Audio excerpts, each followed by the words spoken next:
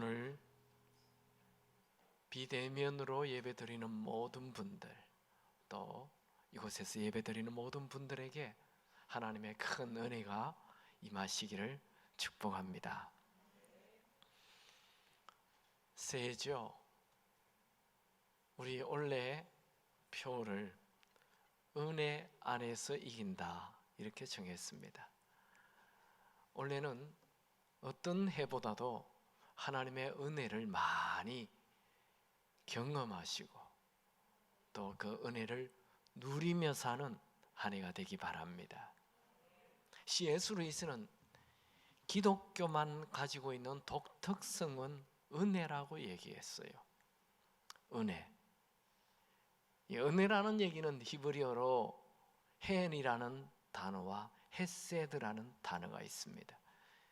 헨이라는 단어는 왕이 마차를 타고 가다가 거지를 만났을 때 마차에서 내려가지고 그 거지의 손을 다 따뜻하게 잡아주고 그에게 많은 선물을 주는 것, 이것을 헨, 은혜라고 해요. 또 헤세드라는 것은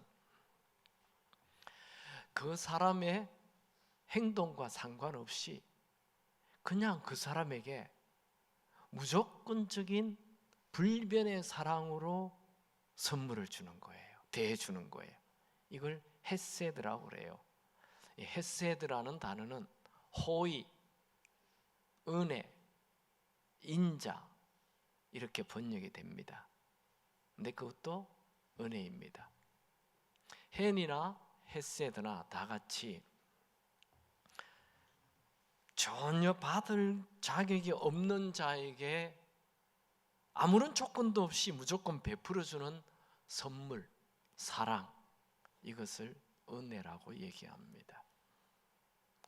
은혜에 한 가지 더 덧붙인다면 그것은 공짜라는 거예요. 무료라는 거예요. 은혜를 베푼 자는 은혜를 받은 자에게 은혜 갚으라 말하지 않아요. 또 갚을 수도 없어요. 그 은혜가 너무 커서.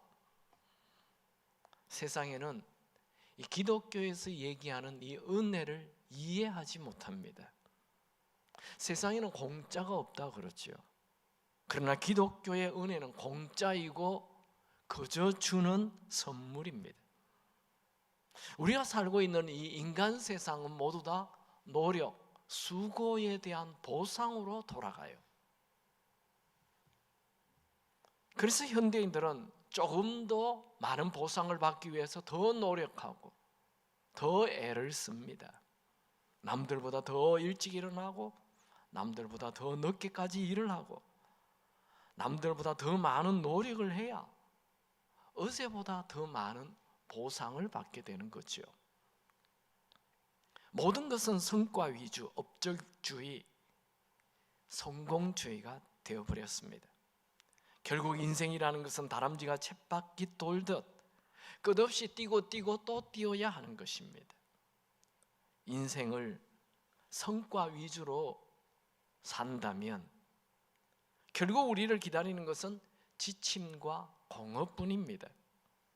내가 최선을 다해서 잘 되면 교만하여 망하고, 또 내가 최선을 다했는데 잘 안 되면 불안하고 두렵고 분노하고 그렇게 삽니다. 그래서 현대인들을 녹초가 된 인생이다 이렇게 표현합니다. 여러분, 우리가 살고 있는 이 세상의 수고와 노력의 대가로 사는 이 세상의 법칙과 다른 또 하나의 세상이 있어요. 그것은 하나님이 베푸시는 은혜의 세상입니다. 성경은 창세기 1장 1절부터 은혜를 말합니다. 태초에 하나님이 천지를 창조하시느니라. 하나님은 이 온 우주 만물을 그냥 하나님의 능력으로 창조하셔서 인간에게 공짜로 주었어요. 하나님은 6일 동안 아름다운 지구를 창조하시고 마지막 날 사람을 만드셨죠. 사람이 이 땅에 태어나는 것, 그 사람이 노력한 게 아니에요. 그냥 하나님의 선물이에요. 여러분이 이 땅에 태어날 때 노력했습니까? 그냥 하나님의 은혜로 내가 이 땅에 태어난 거예요. 하나님의 은혜죠. 또 태어나 보니 내가 이 세상에 살 수 있는 모든 것이 다 준비가 되어 있어요. 창세기 1장 29절 30절 하나님이 이르시되 내가 온 지면에 씨 맺는 모든 채소와 씨 가진 열매를 맺는 모든 나무를 너희에게 주노니 너희의 먹을거리가 되리라. 또 땅의 모든 짐승과 하늘의 모든 새와 생명이 있어 땅에 기는 모든 것에게는 내가 모든 푸른 풀을 먹을거리로 주노라. 하나님은 이미 하나님께서 이 세상에 우리가 먹을 것을 만들어 놓으셨어요. 그걸 다 우리에게 주셨어요. 하나님은 6일 동안 이 지구에 있는 모든 것을 만드시고 보기에 좋았더라 그렇게 말씀하셨어요. 하나님이 만드셨으니 그 보기에 좋은 것 하나님 다 가져가면 됐잖아요. 근데 하나님이 보기에 좋게 만들고는 그걸 다 사람에게 줬어요. 이게 은혜죠. 여러분 해 뜨는 거 보셨습니까? 정말 장엄한 해가 떠오르는 것 걸작품입니다. 그런데 그 해를 우리에게 주셨어요. 하나님이 내가 만들었으니 내가 가져간다 그러지 않으시고 거대한 산들과 넓은 바다와 굽이치는 강들과 끝없이 펼쳐진 들판과 아름다운 꽃들과 아름다운 새들의 노래소리와 맛있는 과일과 대자연이 모두 하나님의 것인데 하나님이 이것을 전부 다 우리에게 공짜로 은혜로 주셨습니다. 하나님은 예나 지금이나 우리에게 넘치는 은혜를 베풀어 주시는 분이십니다. 민수기 6장 24절 26절 여호와는 내게 복을 주시고 너를 지키시기를 원하며 여호와는 그의 얼굴을 내게 비추사 은혜 베푸시기를 원하며 여호와는 그 얼굴을 내게로 향하여 드사 평강 주시기를 원하노라. 저는 오늘 우리가 잘 아는 이 은혜의 사건을 같이 한번 생각해 보기 원합니다. 먼저 말씀 읽어볼까요? 사무엘하 9장 1절에서 3절입니다. 같이 읽죠. 다윗이 이르되 사울의 집에 아직도 남은 사람이 있느냐? 내가 요나단으로 말미암아 그 사람에게 은총을 베풀리라 하니라. 사울의 집에는 종한 사람이 있으니 그의 이름은 시바라. 그를 다윗의 앞으로 부르매 왕이 그에게 말하되 내가 시바냐 하니 이르되 당신의 종이니이다 하니라. 왕이 이르되 사울의 집에 아직도 남은 사람이 없느냐? 내가 그 사람에게 하나님의 은총을 베풀고자 하노라 하니 시바가 왕께 아뢰되 요나단의 아들 하나가 있는데 다리 저는 자니이다 하니라. 지금으로부터 약 3000년 전에 다윗이 왕권을 잡았습니다. 그가 왕이 된 지 한 20년 정도 되어 태평성대를 누릴 때 자기의 친구였던 사울 왕의 아들 요나단 왕자를 기억하게 됩니다. 사울 왕은 다윗이 골리앗을 죽인 이후 시기하여 이 다윗을 죽이려고 하였죠. 그때마다 요나단 왕자가 다윗을 보호해 주었어요. 사울 왕과 요나단 왕자가 블레셋과 전쟁이 일어나서 죽게 됩니다. 이 소식이 온 이스라엘에 알려지자 다윗을 왕으로 추대합니다. 다윗이 왕이 되었다는 소식을 들었던 이 사울 왕의 가족들은 모두 도망을 갑니다.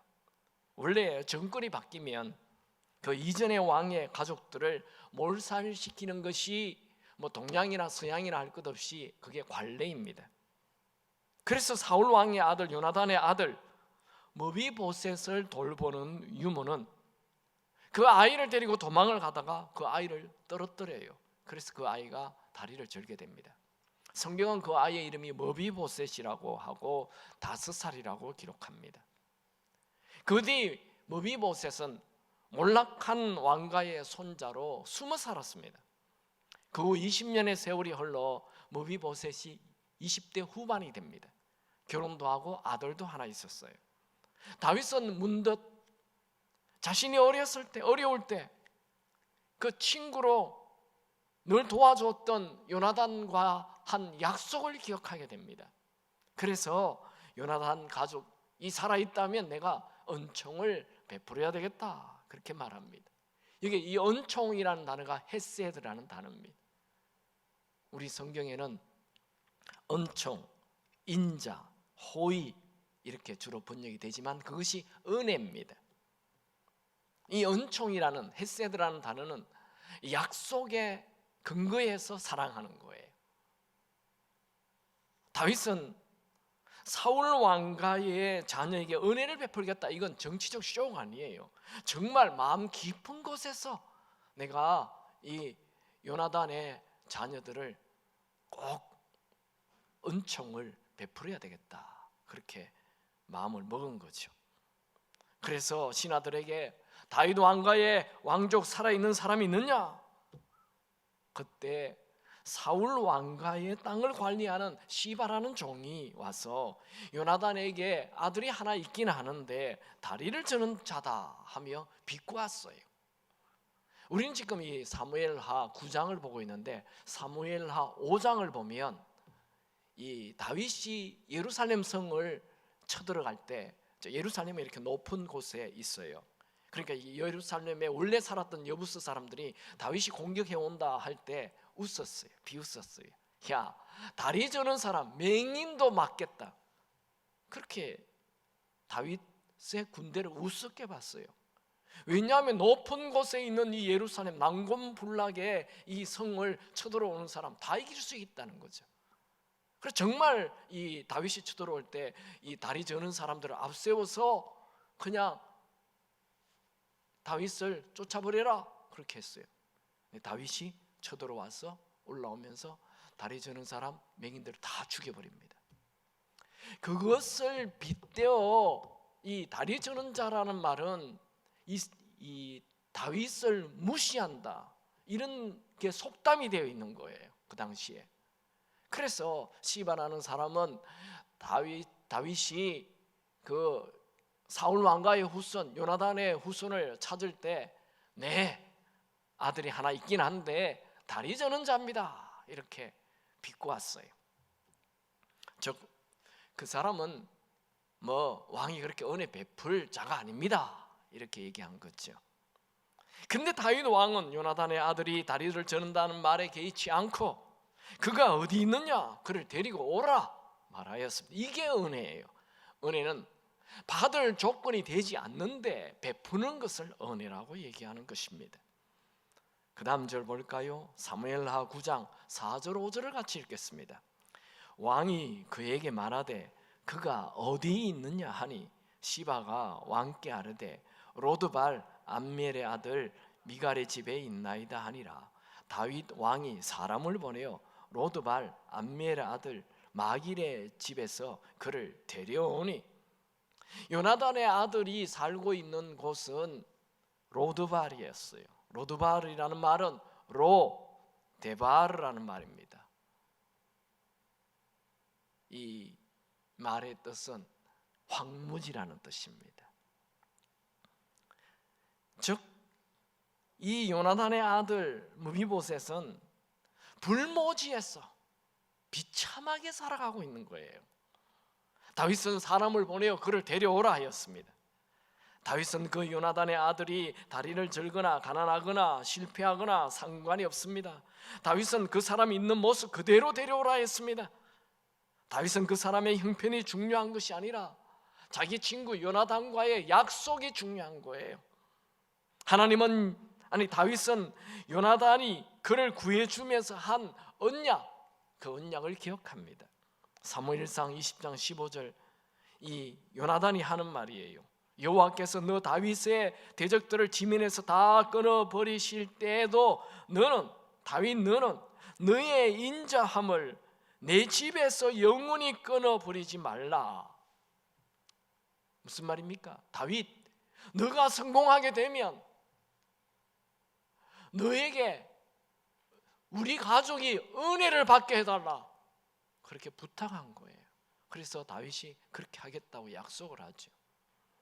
그 약속 때문에 요나단의 아들을 데려오라는 거예요. 여러분, 하나님은 하나님과 우리 사이에 우리의 어떤 능력이나 실력이나 외모에 상관이 없습니다. 하나님과 우리가 하나님의 아들, 딸이 되면 신분 때문에 우리에게 은혜를 베풀어 주는 거예요. 우리가 예수님을 주인으로 영접하기만 하면 우리는 하나님의 아들과 딸이 되는 것입니다. 하나님의 아들과 딸이 되는 순간 하나님은 우리에게 은혜 베풀어 주십니다. 시편 103편 8절 여호와는 긍휼이 많으시고 은혜로우시며 노하기를 더디하시고 인자심이 풍부하시도다. 여러분, 우리 하나님은 은혜가 많으시고 은혜가 풍성하게 은혜를 부어주시는 분이십니다. 요나단의 아들은 다윗 왕 앞에 엎드려 자신의 이름을 말하고 자기는 종이라고 말합니다. 사무엘하 9장 6절 같이 읽습니다. 사울의 손자 요나단의 아들 머비보셋이 다윗에게 나와 그 앞에 엎드려 절하매 다윗이 이르되 머비보셋이여 하니 그가 이르기를 보소서 당신의 종이니이다. 이게 종이라는 말은 히브리어로 에베드라는 말인데 이 말은 다윗 당시에 가장 천한 자라, 즉 노예라는 말입니다. 그는 다윗 왕 앞에 엎드려 두려움에 떨었습니다. 다윗 왕은 높은 왕의 자리에서 내려와 너에게 은총 베풀기를 원한다 라고 말하죠. 사무엘하 9장 7절 8절 같이 읽습니다. 다윗이 그에게 이르되 무서워하지 말라. 내가 반드시 내 아버지 요나단으로 말미암아 내게 은총을 베풀리라. 내가 내 할아버지 사울의 모든 밭을 다 내게 도로 주겠고 또 너는 항상 내 상에서 떡을 먹을지니라 하니 그가 절하여 이르되 이 종이 무엇이기에 왕께서 죽은 개 같은 나를 돌아보시나이까 하니라. 머비보셋은 왕 앞에 엎드려 자기는 종, 노예라고 얘기하고 이제는 뭐라고 얘기합니까? 나는 죽은 개 같은 자입니다. 여러분, 이스라엘 사람들은 개를 굉장히 이렇게 멸시합니다. 또 그냥 개가 아니라 죽은 개. 이스라엘 사람들은 죽은 사람들은 가까이 하지 않습니다. 부정한 자라고. 그런데 머비보셋은 자기를 죽은 개라고 표현했습니다. 즉 왕은 절대로 내 가까이 오면 안 됩니다. 나는 아주 부정한 자입니다. 나 아주 볼품없는 자입니다.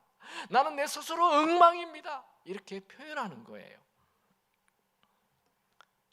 머비보셋은 다윗 왕에겐 조금도 중요한 사람이 아니고 아무런 매력도 없고 다리까지 저는 부끄러운 자입니다. 그런데 다윗 왕은 그에게 은총, 은혜를 베풀겠다는 거예요. 이것이 은혜입니다. 하나님은 죄 많고 더럽고 추한 나를 사랑해 주시는 것, 이게 하나님의 은혜예요. 성경은 우리가 무슨 일을 잘할 때 은혜를 베푸는 것이 아니고 우리가 죄인일 때 사랑하신다, 은혜를 베푼다 말씀하셨죠. 로마서 5장 8절 우리가 아직 죄인 되었을 때에 그리스도께서 우리를 위하여 죽으심으로 하나님께서 우리에 대한 자기의 사랑을 확정하셨느니라. 머비보셋에게 다윗 왕은 두 가지 은혜를 줘요. 첫 번째는 다윗 왕이 원래 사울 왕이 가지고 있었던 땅들, 포도원 이런 거 다 머빗에게 돌려주라 이렇게 얘기합니다. 같이 읽을까요? 사무엘하 9장 9절에서 11절입니다. 왕이 사울의 시종 시바를 불러 그에게 이르되 사울과 그의 온 집에 속한 것은 다 내 주인의 아들에게 주었노니 너와 내 아들들과 내 종들은 그들을 위하여 땅을 갈고 거두어 내 주인의 아들에게 양식을 대주어 먹게 하라. 시바는 아들이 15명이요 종이 20명이라. 시바가 왕께 아뢰되 내 주 왕께서 모든 일을 종에게 명령하신 대로 종이 준행하겠나이다 하니라. 이 사울 왕가의 땅을 다 가지고 있는 이 시바라는 종, 이 시바라는 종은 굉장히 사악한 종입니다.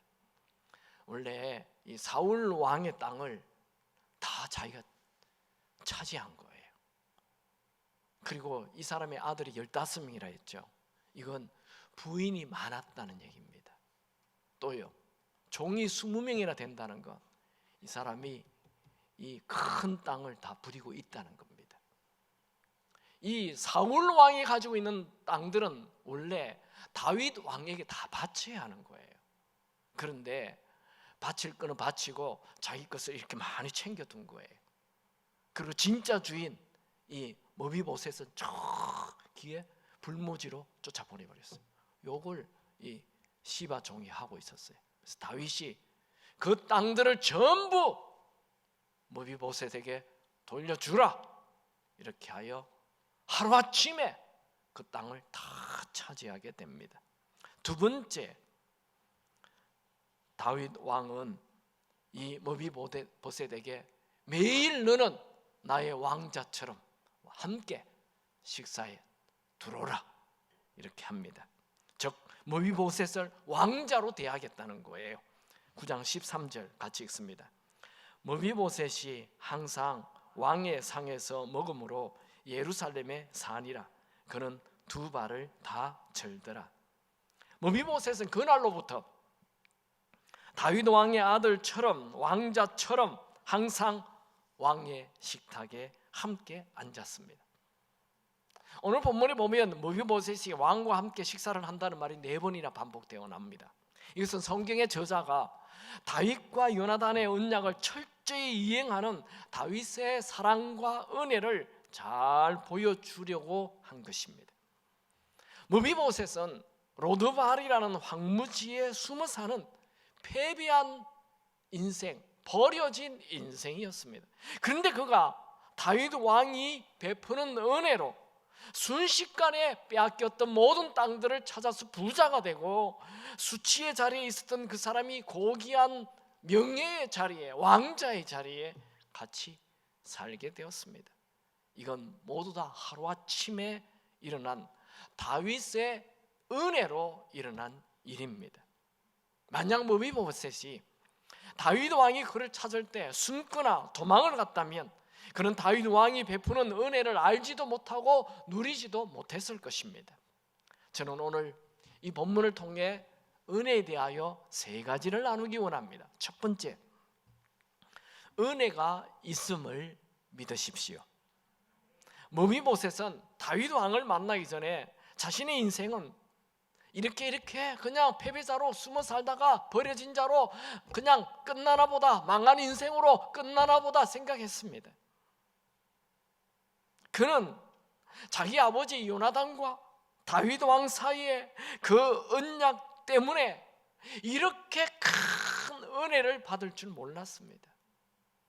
머비보셋이 은혜를 받는 것은 그의 수고나 그의 노력과 아무 상관이 없어요. 오로지 자기 아버지 요나단과 다윗 왕 사이의 약속 때문입니다. 여러분, 하나님이 우리에게 은혜 주시는 것은 우리의 노력과 수고 때문이 아닙니다. 하나님께서 우리에게 주신 약속의 말씀 때문입니다. 하나님은 하나님의 아들과 딸이 되면 하나님의 모든 것을 다 우리에게 주시는 것입니다. 로마서 8장 32절에 이런 말씀이 있죠. 자기 아들을 아끼지 아니하시고 우리 모든 사람을 위하여 내어주신 이가 어찌 그 아들과 함께 모든 것을 우리에게 주시지 아니하겠느냐. 하나님은 우리에게 하나님의 아들 예수님을 주셨어요. 그 예수님을 믿는 자는 다 하나님의 아들, 딸 되게 하시고, 하나님의 아들을 주신 하나님께서 우리에게 뭘 더 주시지 않겠습니까? 여러분, 우리 그리스도인들에게는 세상 사람들이 모르는 하나님의 은혜라는 것이 있습니다. 17세기 최고의 고전 중에 하나가 철로역정이라는 책입니다.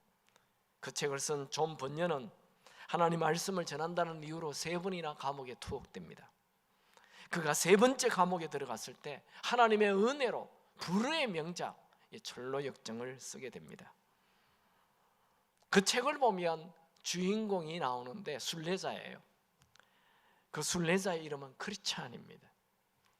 그 이제 책에 한 짐꾼이 나타나 가지고 순례자에게 물어봅니다. 당신의 이름이 무엇입니까? 이렇게 얘기합니다. 나의 이름은 크리스찬이지만 원래 내 이름은 은혜 없음이었습니다. 이렇게 말했어요. 여러분, 참 대단한 통찰력이죠. 우리가 예수 믿기 전에는 우리는 은혜 없음이었어요. 근데 예수를 믿은 순간 하나님의 아들과 딸이 되어서 은혜 있음으로 바뀐 것입니다. 여러분이 예수를 믿는다면 여러분에게는 하나님의 무한한 은혜가 준비되어 있습니다. 여러분, 모비보셋처럼 더 이상 황무지에 숨어 피해자로, 패배자로, 망한 자로, 버려진 자로 살지 않기 바랍니다. 우리에게는 내가 생각지도 못했던 하나님의 은혜가 준비되어 있습니다. 고린도전서 2장 9절, 기록된 바 하나님이 자기를 사랑하는 자들을 위하여 예비하신 모든 것은 눈으로 보지 못하고 귀로 듣지 못하고 사람의 마음으로 생각하지도 못하였다 함과 같으니라. 하나님은 하나님을 사랑하는 자들을 위하여 이런 놀라운 것들을 준비해 놓았습니다. 혹시 여러분 중에 예수를 믿어도 여전히 낙심하거나 절망 속에 사는 분이 있습니까? 내가 지금 낙심한다는 것은, 내가 지금 절망한다는 것은 하나님의 은혜가 있다는 것을 믿지 않기 때문에 그렇습니다. 여러분, 아무리 절망적인 상황에 있어도 하나님께서 여러분을 위해 준비한 은혜가 있음을 믿고 은혜에 눈을 뜨시기 바랍니다. 이 은혜에 눈을 뜬다, 이것은 캄캄한 세계에 있던 사람이 갑자기 눈을 뜨는 것과 같은 거예요. 이 은혜에 눈을 뜨면 이 한 치 앞도 보이지 않는 이 절망뿐인 이 세상에 환한 빛이 들어오는 것입니다. 2021년에는 내 노력의 한계에 갇혀 낙심과 좌절과 불안 속에 살지 마시고 하나님의 크신 은혜를 바라보고 기쁨과 기대 속에 사시기 바랍니다. 두 번째로, 매일매일 아침마다 은혜를 구하고 그 은혜를 선포하시기 바랍니다. 모비보셋은 몰락한 왕가에 숨어 사는 버려진 자였습니다. 거기다가 그는 다윗 당시에 조롱의 상징인 다리를 저는 자였습니다. 그는 절대로 다윗 왕 앞에 갈 수 없는 자이죠. 그런데 그는 매일 아침마다 다윗 왕 앞에 담대하게 나갔습니다. 여러분, 누가 은혜를 받습니까?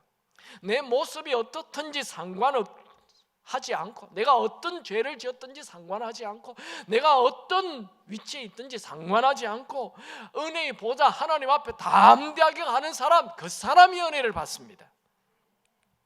저는 2주 전에 그 시편 90편 허무한 인생이 되지 않으려면 그 메시지를 전하면서 큰 은혜가 되었어요, 저에게. 모세가 쓴 시는 시편 90편 하나밖에 없는데 그는 인생을 다 마무리하면서 이 인생이 허무하지 않을 수 있는 비결을 소개하였죠. 첫 번째는 남은 날을 계수하는 것이고, 두 번째는 이 바로 시편 90편 14절입니다. 시편 90편 14절, 이건 암송하면 좋겠어요. 우리 한번 같이 크게 읽을까요? 아침에 주의 인자하심이 우리를 만족하게 하사 우리를 일생 동안 즐겁고 기쁘게 하소서.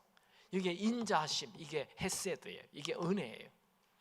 아침에 눈을 뜨자마자 아침에 하나님 주의 은혜를 베풀어 주옵소서. 그리하여 내 인생이 만족한 인생이 되게 하옵소서. 이렇게 기도하는 거예요. 은혜를 매일 아침 기도하는 것. 모세는 매일 아침마다 부어지는 하나님의 은혜로 허무한 인생이 아니고 만족한 인생이 되게 해달라고 기도를 할 뿐만 아니라 그것을 선포하였습니다. 정말 모세의 인생은 은혜의 인생이 되었습니다. 그는 나이 80에 떨기나무에서 하나님이 그를 부르신 것, 하나님의 은혜였습니다. 10가지 재앙이 내려 430년 동안 노예로 살았던 이스라엘 백성들이 출애굽하는 것, 하나님의 은혜였습니다. 홍해 앞에 가로막혀 있을 때 홍해에 길이 난 것, 하나님의 은혜였습니다. 먹을 물이 없어 목말라 아우성일 때 반석에서 생수가 터진 것 하나님의 은혜였습니다. 먹을 음식이 없을 때 배고파 이스라엘 백성들이 모세를 돌로 쳐 죽이려 할 때 하늘에서 만나가 내리는 것 하나님의 은혜였습니다. 시내산에서 십계명을 받는 것 하나님의 은혜였습니다. 모세가 40년 동안 광야를 통과하게 된 것 하나님의 은혜였습니다. 그는 애굽의 왕자로 40년 살았지만 만족이 없었습니다. 그가 미디안 광야로 도망가서 이도로의 사위로 40년 동안 살았지만 만족이 없었습니다. 그러다가 그가 똑같은 광야를 40년 보내면서 매일 하나님의 은혜로 살 때 만족하는 인생이 되었습니다. 모세는 매일 아침마다 주의 은혜를 구하고 선포하여 하나님의 은혜로 만족한 인생 살았습니다. 다윗도 아침마다 은혜를 달라고 기도했죠. 시편 143편 8절에 보면 아침에 나로 하여금 주의 인자한 말씀을 듣게 하소서. 내가 주를 의뢰함이니이다. 이게 주의 인자한, 이게 헤세드입니다. 이게 은혜입니다. 아침마다 하나님의 은혜의 말씀을 듣게 하소서. 내가 다닐 길을 알게 하소서. 내가 오늘 어디로 다녀야 할지, 내가 어디로 피해야 할지 하나님의 은혜로 알게 하옵소서. 다윗은 위기에 처하면 처할수록 더 많은 은혜를 갑절로 구했어요. 시편 57편 1절 2절에 보면, 이 시편 57편 제일 위에 보면 다윗이 도망 다닐 때 이렇게 써놨어요. 하나님이여 내게 은혜를 베푸소서. 내게 은혜를 베푸소서. 내 영혼이 주께 피하되 주의 날개 그늘 안에서 이 재앙들이 지나가기까지 피하리이다. 다윗은 어려우면 어려울수록 더 많은 은혜를 구했습니다. 아침마다 구했어요. 여러분, 이 세상에 하나님의 은혜가 필요하지 않는 사람 아무도 없습니다. 우리는 매일 아침마다 하루를 출발하면서 하나님 오늘을 살 수 있는 하나님의 은혜를 베풀어 주옵소서 기도하시기 바랍니다. 그리고 하나님의 은혜가 임하였다라고 선포하시기 바랍니다. 주부입니까? 아침에 일어나서 부엌에 들어갈 때마다 들어서자마자 하나님 오늘을 살 수 있는 은혜를 베풀어 주옵소서. 그리고 오늘 그 은혜가 임할 것을 믿습니다 하고 선포하시기 바랍니다. 회사원입니까? 회사에 하루를 시작하기 전에 하나님 오늘을 살 수 있는 은혜를 베풀어 주옵소서. 그리고 오늘 그 은혜가 임하는 것을 믿습니다 하고 은혜를 선포하십시오. 하나님은 은혜를 구하는 자에게 은혜를 주십니다. 야고보는 우리가 얻지 못하면 구하지 아니함이라 말하였죠. 야고보서 4장 2절 너희가 얻지 못하면 구하지 아니하기 때문이요. 하나님의 은혜는 우리 예수 믿는 자들의 동반자이며 보이지 않는 보호막입니다. 여러분, 모세가 모세된 것은 하나님의 은혜가 있음을 알고 그 은혜를 구하고 살았기 때문입니다. 여러분, 홍해를 만났을 때 이스라엘 백성들과 모세의 차이가 뭐예요? 이스라엘 백성들은 앞에 있는 홍해만 바라보고 뒤에 오는 애국 군인들만 바라보고 절망하고 낙심하고 모세를 향해 불평하고 하나님을 향해 원망하고 모세를 공격했죠. 그게 평범한 사람들이에요. 모세는 어떻게 했어요? 하나님의 은혜가 있음을 알고 너희들은 가만히 있을지어다 하나님이 행하는 것을 보라 이렇게 말하였어요. 모세는 하나님의 은혜가 있음을 알았어요. 그리고 그걸 믿었어요. 그걸 또 선포하였어요. 그게 이스라엘 백성들과 모세의 차이점입니다. 불평은 누구나 할 수 있습니다. 낙심도 누구나 할 수 있습니다. 여러분 혹시 불평할 시간 있습니까? 은혜를 구하시기 바랍니다. 은혜는 구하는 자가 받습니다. 요한복음 14장 26절 구하라 그리하면 받으리니 너의 기쁨이 충만하리라. 여러분 은혜를 구하기만 하지 말고 은혜를 베풀어 주셨다라고 선포하시기 바랍니다. 그게 믿음이죠. 세 번째, 은혜 속에서 감사하며 은혜를 누리며 사십시오. 머비보셋이 과거 20년 동안 황무지에서 패배자로 숨어 살았던 것은 다윗 왕이 그에게 베푸는 은혜가 있음을 몰랐기 때문이죠. 예수를 믿으면서도 늘 피해자로 불안과 두려움 속에 사는 것은 하나님의 은혜를 믿지 않아서 그렇습니다. 무비보셋이 왕을 만나기 전에는 자신의 땅을 시바에게 다 빼앗기고 자신은 황무지에 살았는데 다윗 왕 앞에 나가자 순식간에 빼앗긴 땅들을 다 찾을 수 있었습니다. 그것은 무비보셋의 노력이 아니었습니다. 그냥 왕 앞에 가기만 하면 그런 일이 일어난 거예요. 여러분, 사탄이 여러분에게 준 불안, 염려, 근심, 걱정, 두려움 다 버리고 사탄에게 빼앗긴 기쁨, 평안, 만족을 다시 찾아 누리시기 바랍니다. 기쁨, 평안, 만족은 내 노력으로 하는 것이 아니고 은혜의 땅에 들어가면, 은혜를 믿으면, 은혜를 구하면, 은혜를 선포하면 그냥 찾게 되는 것입니다. 한번 복창합시다. 하나님의 은혜 아래서 감사하며 살겠습니다. 혹시 이 중에 불평불만 잘하는 분들이 있죠. 그분들은 예수를 아무리 오래 믿어도 하나님의 은혜를 안 믿어서 불평하는 거예요. 아무리 어려워도 하나님의 은혜는 준비되어 있습니다. 그때 기도하십시오. 그러면 하나님께서 은혜를 베풀어 주실 것입니다. 사도 바울은 원래 예수님을 만나기 전에 자기의 노력과 수고로만 산 자예요. 성경에 여러 곳에서 나와요. 나는 누구보다도 더 열심히 살았다고. 바울은 얼마나 열심히 살았습니까? 공부도 열심히 했어요. 가브리엘 문화생인데 지금 같으면 하버드를 졸업하는 거예요. 그리고 그가 너무 공부를 열심히 해서 바리새인이 되죠. 지금 같으면 국회의원이 된 거예요. 이스라엘에서는, 유대에서는 성공한 사람이에요. 얼마나 열심히 살았는지 몰라요. 결과 어떻게 됩니까? 속에 분노가 가득 차서 스데반을 돌로 쳐 죽이잖아요. 여러분, 내 노력으로, 내 힘으로 사는 사람은 잘 되면 교만하고 분노가 넘치게 되어 있습니다. 그랬던 그가 다메섹에서 예수를 만나요. 하나님의 은혜로 예수를 믿게 돼요. 그의 인생이 완전히 바뀝니다. 그는 최초의 선교사가 되어서 1차, 2차, 3차 전도여행 2만 킬로가 넘는 데를 다니면서 복음을 전하고 수많은 교회를 세우고 성경 13권을 썼어요. 그러나 그는 단 한 번도 자기의 수고를 드러내거나 교만하지 않습니다. 그는 언제나 모든 것이 하나님의 은혜라고 말하였고 그는 하나님의 은혜 안에서 감사하며 산다고 얘기합니다.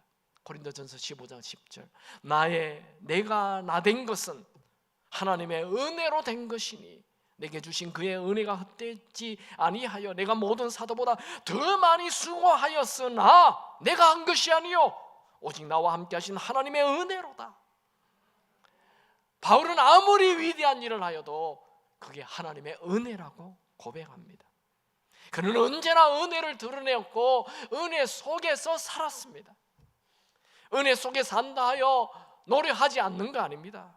그 얼마나 많은 수고를 했어요. 얼마나 많은 교회를 세웠습니까? 얼마나 많은 복음을 전했습니까? 얼마나 많은 성경을 썼습니까? 그는 아무리 큰 수고를 해도 그것 또한 하나님의 은혜라고 하며 감사하였습니다. 그는 감옥에 들어가도 이것 또한 은혜라 하며 감옥에서 찬양하였어요. 이 은혜에 사는 사람은 잘 되어도 은혜, 못 되어도 은혜, 모든 게 하나님의 은혜예요.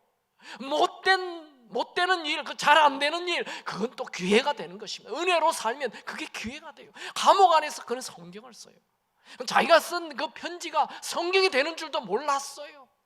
은혜로 살면 하나님이 다 은혜로 갚아주십니다. 그는 나의 나 된 것은 하나님의 은혜라. 그는 예수를 만난 이후 평생 은혜를 누리며 살았습니다. 말씀을 정리합시다. 첫 번째로 은혜의 눈을 뜨십시오. 은혜를 바라보십시오. 은혜를 기대하십시오. 은혜의 눈을 뜬다는 것은 마치 그 장님이, 맹인이 귀한 수술을 해서 눈을 뜰 때 그 기쁨이에요. 우와, 빛이 있구나. 이게 빛이었구나. 그게 은혜의 눈을 뜨는 거예요. 저는 이제 목사가 된 지 30년이 됐습니다. 설교도 참 많이 했고 은혜에 대한 설교도 참 많이 했어요. 근데요, 제가 시편 90편 14절 아침에 주의 인자로 주의 은혜로 만족하게 하사 일생 동안 기쁨과 즐거움이 있게 하옵소서. 와, 이 구절이요, 저에게 얼마나 큰 은혜가 되었는지 몰라요. 이 모세가 시편 90편 앞절에 전부 인생의 허물을 얘기했거든요.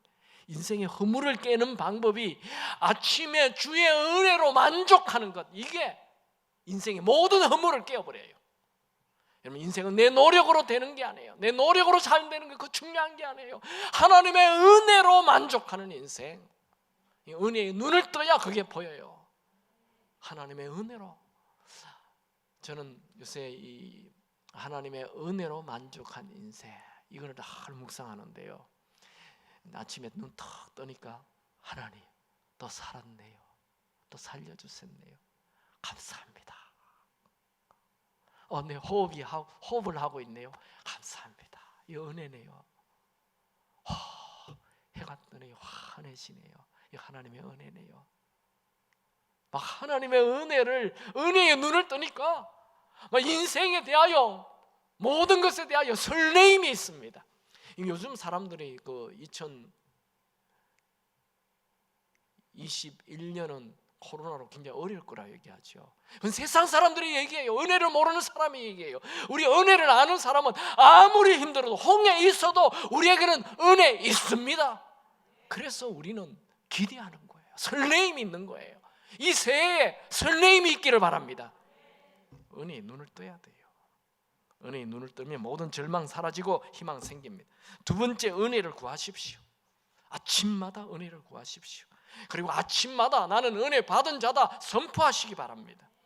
세 번째, 은혜 속에 사십시오. 은혜를 누리며 사십시오. 모든 순간이 다 은혜 되게 하십시오. 은혜 안에 사는 자는 패배의 인생이 아니라 이긴 인생이 됩니다. 여러분, 단 하루를 살아도 은혜 안에 살면 행복하고, 100년을 살아도 내 노력으로 살면 불행한 인생이 됩니다. 매일 하나님의 은혜가 있음을 믿고 은혜를 구하시고 은혜를 선포하고 그 은혜에 푹 잠기십시오. 은혜에 잠긴다는 것은 그냥 모든 것이 하나님의 은혜임을 믿고 누리며 사는 거예요. 여러분, 2021년은 불안 속의 황무지에 숨어 사는 무비보셋과 같은 패배자의 인생, 매일 걱정하며 사는 인생이 아니라 하나님의 은혜 아래서, 은혜 안에서 설레임과 평안과 기쁨과 만족 속에 사는 삶이 되기를 축원합니다. 우리 하루하루 사는 삶을 주눅들어 살지 마시고 기대하며, 은혜를 기대하며 사시기 바랍니다.